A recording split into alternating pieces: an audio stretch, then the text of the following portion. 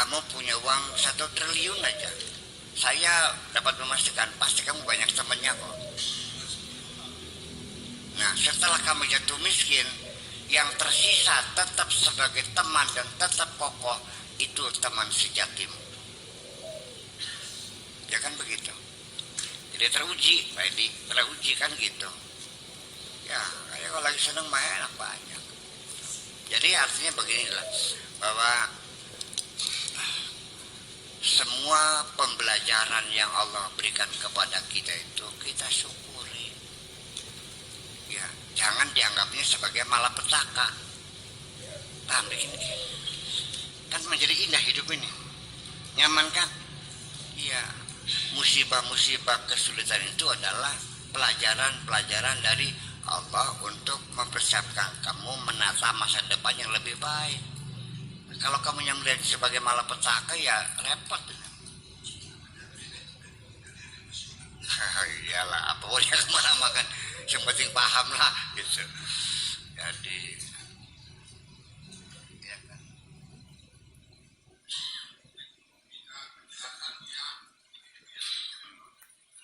Ya.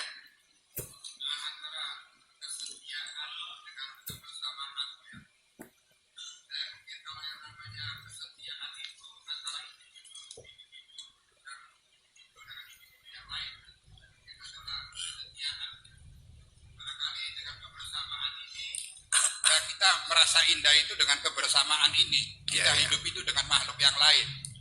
Kan mungkin penjelasannya antara kesetiaan dengan kebersamaan itu gimana itu dikatakan? Kalau kebersamaan itu bisa direkayasa, bisa dikondisikan, ya, sehingga orang itu siap hidup bersama di satu tempat, ya kan gitu. Tidak ada pertengkaran, tidak ada perkelahian, bisa dibuat kebersamaan. Membuat kebersamaan itu yang paling ampuh dimelaratkan dulu. Melarat kabeh setia kan iki. Bersama, saya bersama. Saya bekas sugih kabeh tukaran bae.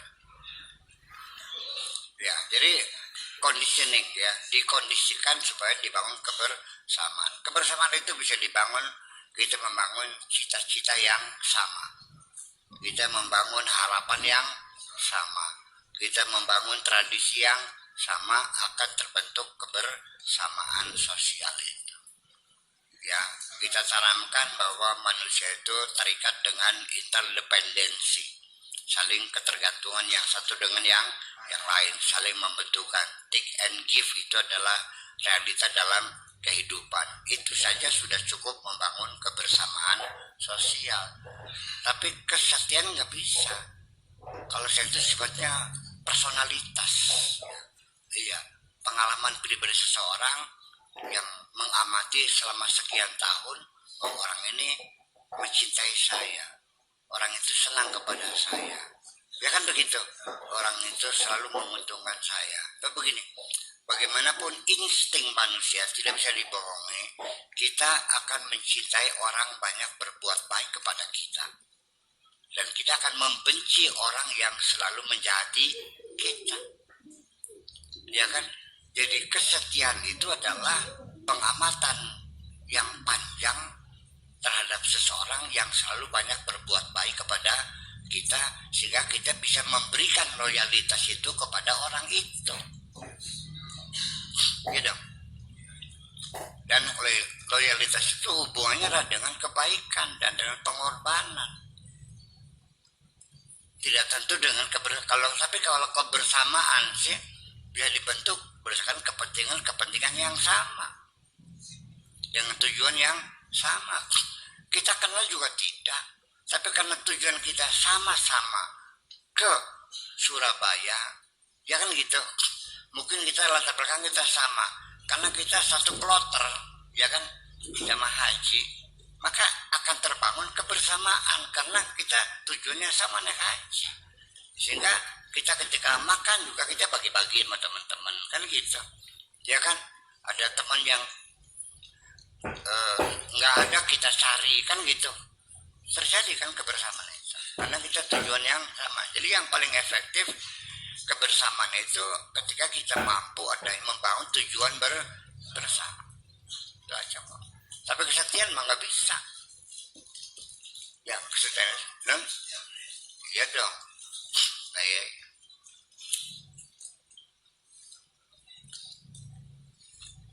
Dan itu kalau sudah kesetiaan itu sifatnya adalah masing-masing ingin memberikan pengorbanan, membahagiakan pihak yang lain. Ya, bukan ingin menerima tapi ingin memberi, kan gitu. Dia datang akan menanyakan apa yang bisa saya bantu, bukan apa yang bisa Anda berikan kepada saya. Itu bedanya. Ya loh. Iya. Dan kalau sudah kesetiaan itu sudah tidak perlu bertanya lagi. Dan bahkan menjadi ada kaitan dengan telepati. Orang kalau sudah menyatu jiwanya, itu kadang-kadang apa yang terjadi pada teman setia kita merasakan ini mesti teman kita lagi dalam keadaan susah. Benar, iya benar, dia lagi sakit. Paham nggak? Ya iya kan begitu. Ada kontak batin antara manusia, kan rohani kan bergaul rohani. Ini pasti lagi susah, kayaknya nggak enak kayak gitu.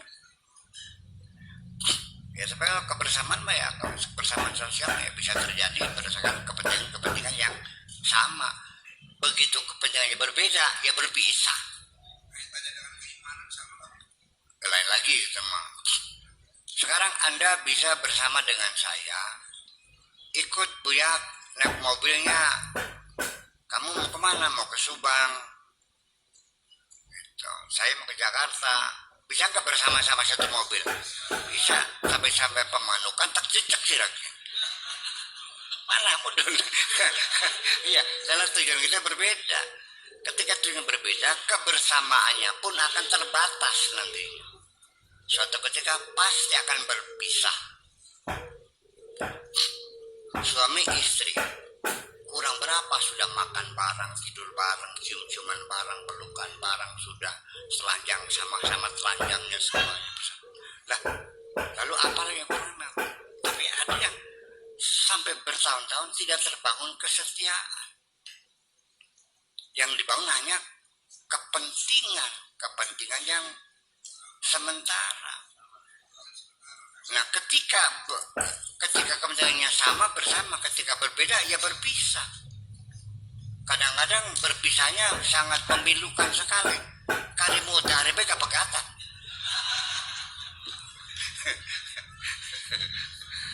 Ya, sehingga sudah cucunya udah 12 bercerai. Kenapa? Ya karena akhirnya di penghujungnya ternyata kepentingannya, tujuannya berbeda, terpaksa berpisah. Ya. Nah, ketika di pengadilan ditanya di proses, kenapa mau bercerai? Alasannya karena tidak ada kecocokan. Ya kenapa tidak dari dulu? Kok baru sekarang gak cocoknya? Cucu udah 12 kok. Anak akeh. Dari mana datangnya? Anak itu kalau kamu tidak bermesra-mesra, ya Pak Hakim itu mang lindur.